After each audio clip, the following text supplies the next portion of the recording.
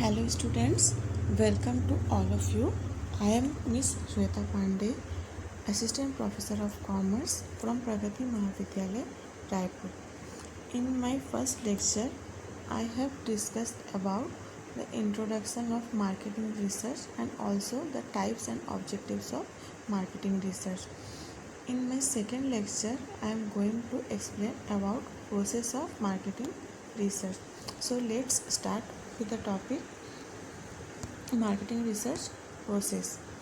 What is marketing research process? जैसे कि हम लोगों ने पहले ही पढ़ा है, मार्केटिंग रिसर्च क्या होता है? एक सिस्टमेटिक मेथड होता है, एक साइंटिफिक मेथड होता है, जिसके कुछ सेट ऑफ रूल्स होते हैं, कुछ प्रिंसिपल्स होते हैं, जिसको फॉलो करते हुए रिसर्च वर्क कंप्लीट किया जाता है. सो ये जो सेट ऑफ रूल्स होते हैं, जो इसके कुछ स्टेजेस हैं जिसको फॉलो करते हुए हमको रिसर्च करना होता है, इसी को ही मार्केटिंग रिसर्च प्रोसेस कहा जाता है. सो अब देखते हैं कि कौन कौन से स्टेजेस को फॉलो करते हुए मार्केटिंग रिसर्च प्रोसेस कंप्लीट किया जाता है. First one is identify and formulate the problem. Second, choose the research design. Third, determine the information needs. Fourth, design data collection forms. And fifth, determine sample design and sample size. Sixth, organize and conduct the field survey. Seventh, analyze and interpret the collected data. And last one is prepare the research report. So marketing research process का complete करने के लिए इन 8 stages को follow करते हुए marketing research complete किया जाता है. अब एक एक स्टेप्स के बारे में हम एक्सप्लेन करेंगे. The first step in research is identifying and formulating the research problem. It is the most important stage in research as poorly defined problems will not yield useful results. So it is rightly said that a problem well defined is half solved. But poorly defined problems create confusions and don't allow the researcher to develop a good research design. Actually, it shows the direction of the research work. Means research work किस direction में किया जाएगा, कैसे किया जाएगा, इसका base कैसे तैयार होता है? प्रॉब्लम को आइडेंटिफाई करने से. अब प्रॉब्लम आइडेंटिफाई मीन्स जैसे मैनेजमेंट के जो प्रॉब्लम है उसको रिसर्चर के पॉइंट ऑफ व्यू से रिसर्च प्रॉब्लम के रूप में उसको आइडेंटिफाई करना एंड फॉर्मुलेट करना. सपोज़ हमारे मैनेजर चाहते हैं कि फैक्ट्री के वर्कर्स को बोनस दिया जाए, तो वो कितना बोनस दिया जाए ये डिसाइड करना चाहते हैं. तो ये क्या है? मैनेजमेंट प्रॉब्लम है. रिसर्चर प्रॉब्लम क्या होगा कि प्रोडक्टिविटी कितना कंडक्ट हो रहा है इसके बारे में स्टडी करना, सेल्स एंड प्रॉफिट कितना हो रहा है इसके बारे में स्टडी करना, जिसके बेस पे मैनेजर ये डिसाइड करेंगे या ये डिसीज़न ले सकते हैं कि बोनस कितना दिया जा सकता है. ओके, तो यहाँ पे सबसे पहले मैनेजमेंट प्रॉब्लम को रिसर्च प्रॉब्लम के रूप में उसको आइडेंटिफाई करना कि एक्चुअल रिसर्च प्रॉब्लम क्या है. देन उसको फॉर्मुलेट करना. फॉर्मुलेट करना मीन्स कि कितने टाइम के अंदर में से रिसर्च किया जाएगा, कितने स्पेस बाउंड्रीज में किया जाएगा, कौन से एनवायरमेंटल कंडीशंस में किए जाएंगे, कंज्यूमर की कौन से प्रेफरेंस को ध्यान में रखना है, सैम्पल साइज़ क्या होंगे, उसके डिज़ाइंस क्या होंगे. तो ये सारी चीज़ों को ध्यान में रखते हुए अपने प्रॉब्लम को डिफ़ाइन करना ही क्या होता है? Formulating the problem. Means first stage में हम इसलिए क्या करते हैं, मार्केटिंग मैनेजर के जो प्रॉब्लम्स होते हैं उसको रिसर्चर प्रॉब्लम के रूप में आइडेंटिफाई करते हैं. देन उसको वेल डिफाइन करते हैं ताकि एक्यूरेट जो हमारा प्रॉब्लम है वो हम आइडेंटिफाई कर सकें. देन उसके अकॉर्डिंग हमको जो आउटकम्स चाहिए, जो रिजल्ट्स चाहिए, उस डायरेक्शन में हम अपने वर्क को कंप्लीट कर सकें. A clear definition of the problem helps the researcher in all subsequent research efforts, including the setting up of proper research objectives, the determination of the techniques to be used, and the extent of information to be collected. इस तरीके से अगर हम proper accurate problem अगर identify कर लेते हैं, define कर लेते हैं, तो वो हमको प्रॉपर रिसर्च का जो ऑब्जेक्ट है उसको सेटअप करने में हेल्पफुल होगा, या हमको कौन से टेक्निक को यूज़ करना है, कौन से इंफॉर्मेशन हमको गैदर करना है, इसके बारे में हमको प्रॉपर गाइडलाइन मिल जाता है। The second step of marketing research process is to choose the research design. Then what is research design? A research design specified the methods and procedures for conducting a particular study. In short अगर बोला जाए, पूरे marketing research process का blueprint जो होता है उसी को रिसर्च डिज़ाइन बोला जाता है। मीन्स मार्केटिंग रिसर्च का जो वर्क है वो किस तरीके से किया जाएगा, किस वे में किया जाएगा, कहाँ से इंफॉर्मेशन कलेक्ट किए जाएंगे, कि कौन से मेथड से किए जाएंगे, सैम्पल साइज़ क्या होगा, सैम्पल टेक्निक क्या होगा, क्या टाइम होगा, क्या बजट होगा, कितना कॉस्ट लग जाएंगे, कैसे एनालिसिस किया जाएगा, कौन सा टेक्निक अडॉप्ट किए जाएंगे, इन सब चीज़ों का जो पहले से प्री प्लान किया जाता है, मतलब रिसर्च प्रोसेस को करने से पहले उससे रिलेटेड जो वर्क किए जाते हैं, प्लान किए जाते हैं कि कैसे उस वर्क को परफॉर्म किया जाएगा, जो फ्रेमवर्क बनाया जाता है उसी को रिसर्च डिज़ाइन बोला जाता है। Then the choice of research design will depend essentially on the nature of the problem on which the research is to be undertaken. Means research design कैसा होगा ये किस पे डिपेंड करता है, आपके प्रॉब्लम पे, कि आपका प्रॉब्लम किस नेचर का है, उसके अकॉर्डिंग हम रिसर्च डिज़ाइन करते हैं। जैसा कि हमने इसके पहले वीडियो में भी पढ़ा था कि जो रिसर्च के टाइप्स होते हैं, जैसे exploratory research, descriptive, causal research, predictive research, उसके अकॉर्डिंग रिसर्च डिज़ाइन भी वैसे ही होता है, चेंज होता है। मतलब एक्सप्लोरेटरी रिसर्च जैसे कि हमने पढ़ा था, इसमें हम क्या करते हैं, आइडियाज़ को एक्सप्लोर करते हैं या डिस्कवर करते हैं। तो ऐसे कंडीशन में रिसर्च डिज़ाइन भी क्या होगा, एक्सप्लोरेटरी रिसर्च डिज़ाइन होगा। डिस्क्रिप्टिव रिसर्च डिज़ाइन में क्या होगा, जब हम लोग किसी भी वेरिएबल के कैरेक्टरिस्टिक्स से रिलेटेड इन्फॉर्मेशन गैदर करते हैं या उसके इन डिटेल रिकॉर्ड रखना चाहते हैं, तब हम लोग डिस्क्रिप्टिव रिसर्च डिज़ाइन करते हैं। कॉजल रिसर्च डिज़ाइन में जब दो वेरिएबल्स हों या उससे ज़्यादा वेरिएबल्स हों और उनके बीच में क्या कॉज एंड इफ़ेक्ट की क्या रिलेशनशिप है, इसको डिटरमाइन करना हो, तब हम कॉजल रिसर्च डिज़ाइन करते हैं। मीन्स जैसा रिसर्च का प्रॉब्लम होगा उसके अकॉर्डिंग हम क्या करते हैं, इसमें रिसर्च डिज़ाइन करते हैं। The third step is determining the information needs. Means अब हम क्या करते हैं, सबसे पहले प्रॉब्लम आइडेंटिफाई करने के बाद कैसे हमको उस वर्क को करना है, इसके लिए रिसर्च डिज़ाइन कर लेते हैं। अब हम ये देखते हैं कि हमको कौन सी इन्फॉर्मेशन की ज़रूरत होगी उस प्रॉब्लम के सॉल्यूशन को फाइंड आउट करने के लिए।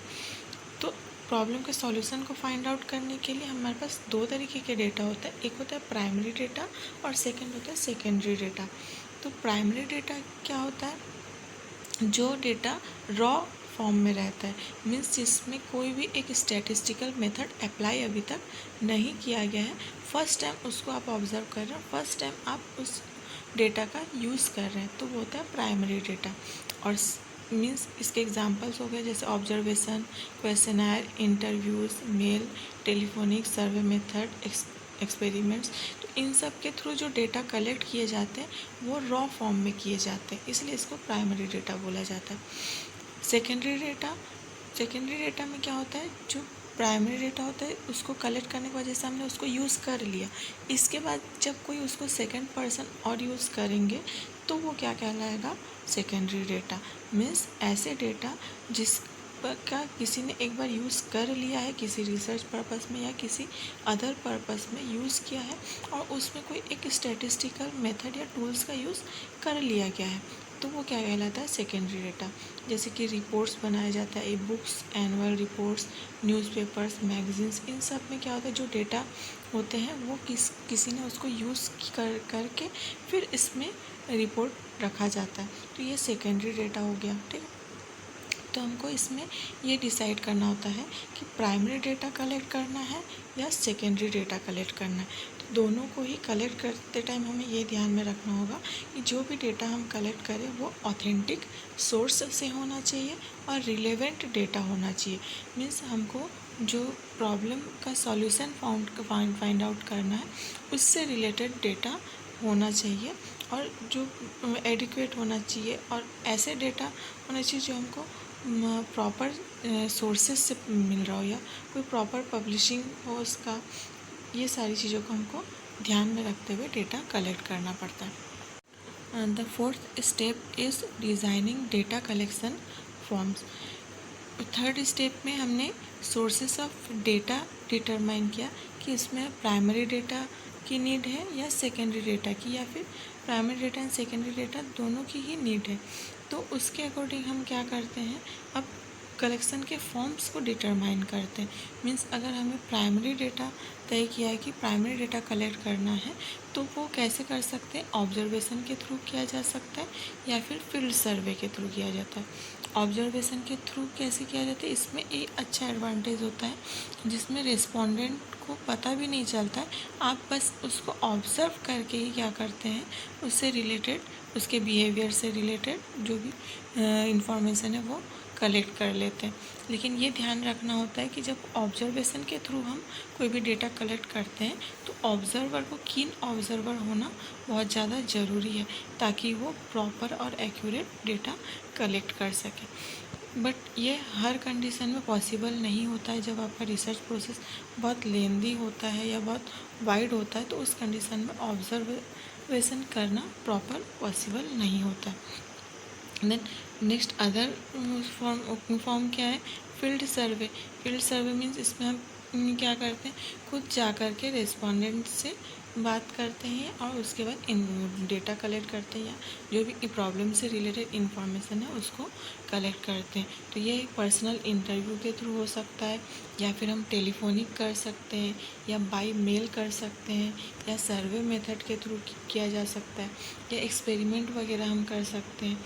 तो इन सब के लिए एक फॉर्म होता है, जैसे कि या तो हम खुद जा कर के डेटा कलेक्ट कर लें, या फिर जैसे मेल के थ्रू अगर हमको करना है, तो हम जब रिसर्चर को प्रॉब्लम होती है कि वो रिस्पोंडेंट के पास प्रॉपर पहुंच करके डेटा कलेक्ट ना कर पाए, तब ऐसे मेथड का यूज़ करते हैं। तो उस कंडीशन में क्वेश्चनायर, शेड्यूल, इन सब चीज़ों का यूज़ किया जाता है, जिसमें प्रॉपर क्वेश्चंस बनाए जाते हैं प्रॉब्लम से रिलेटेड, और उसके सॉल्यूशन को उस क्वेश्चनायर में लिखने के लिए कहा जाता है या नोट डाउन करने के लिए कहा जाता है। इस तरीके से इंफॉर्मेशन गैदर किया जा सकता है मेल के थ्रू भी।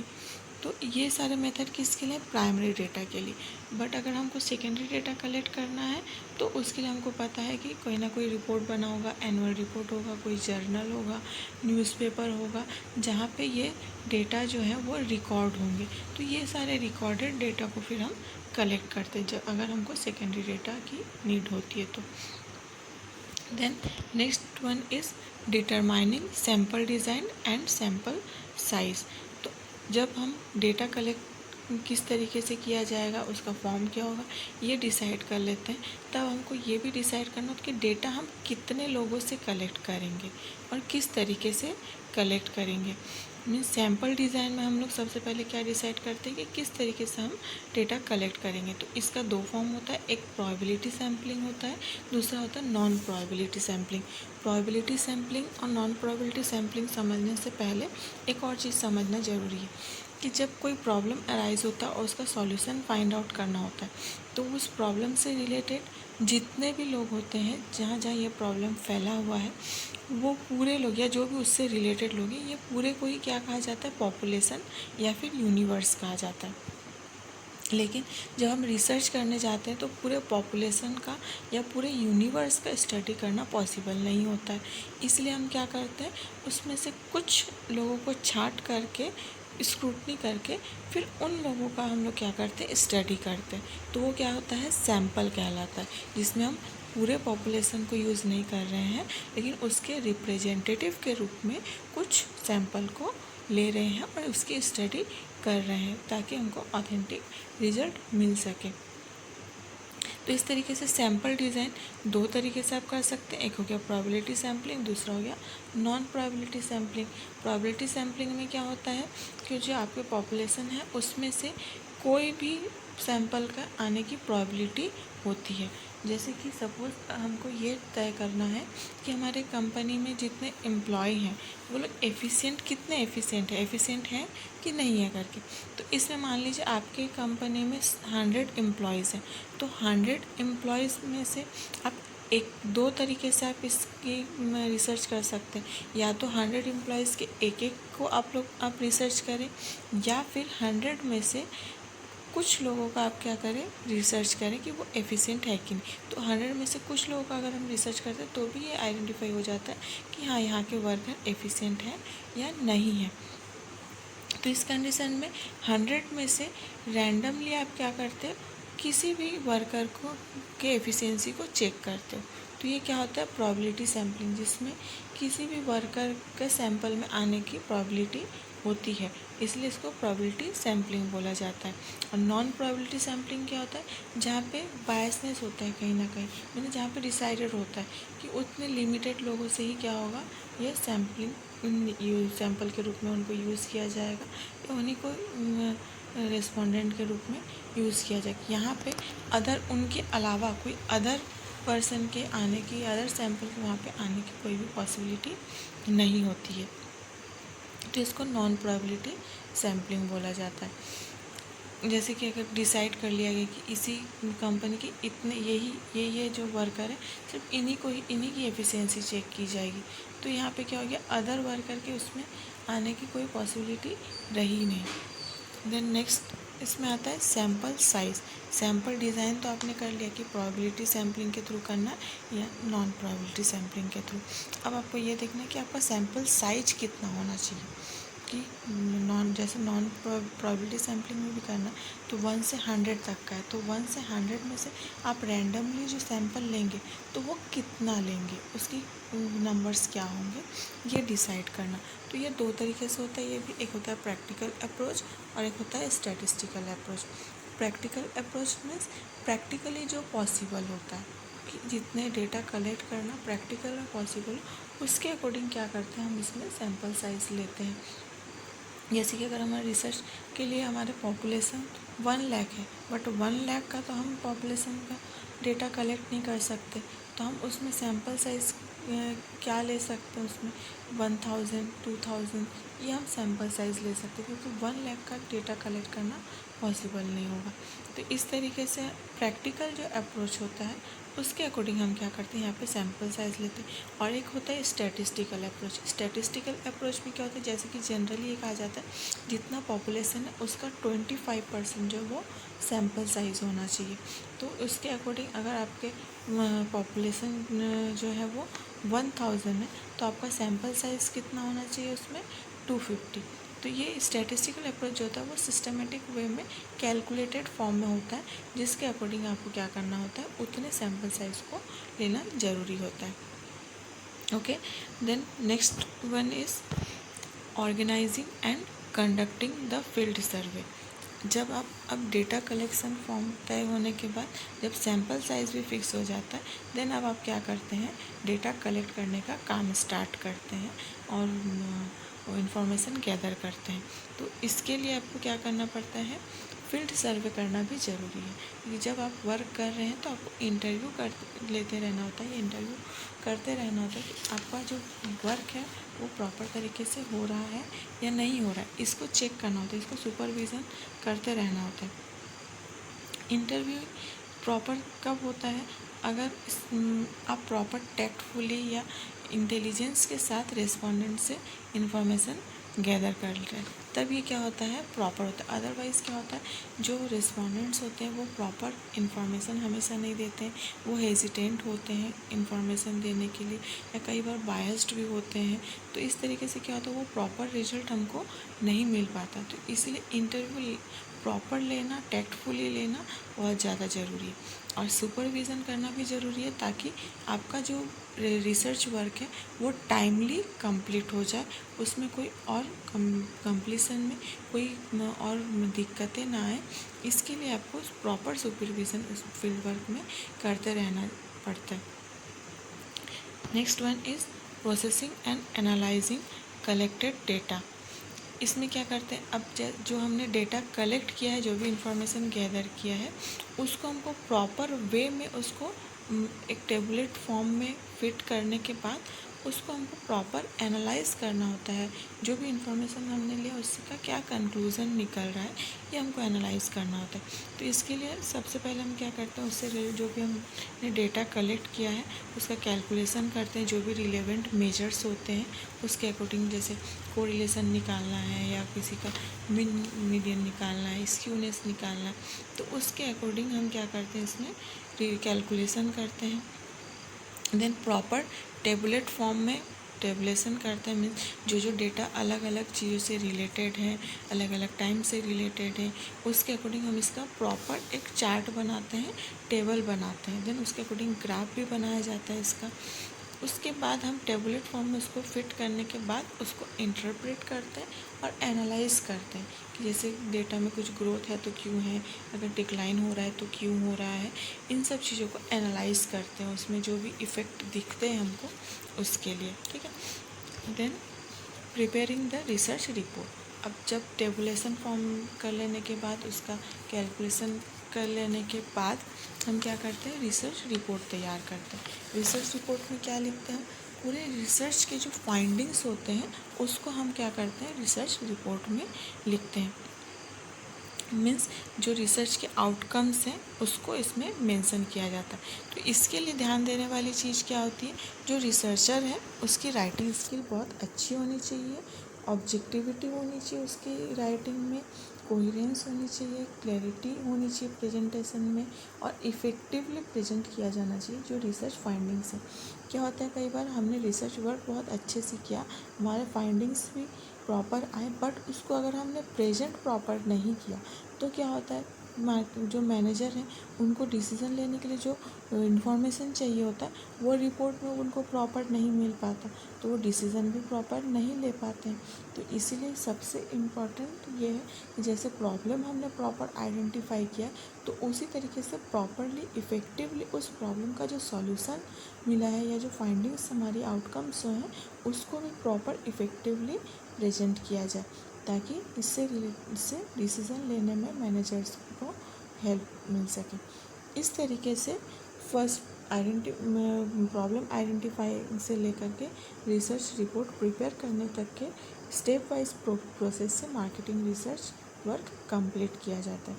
आई होप आप लोगों को ये मार्केटिंग रिसर्च प्रोसेस समझ में आएगा। Thank you.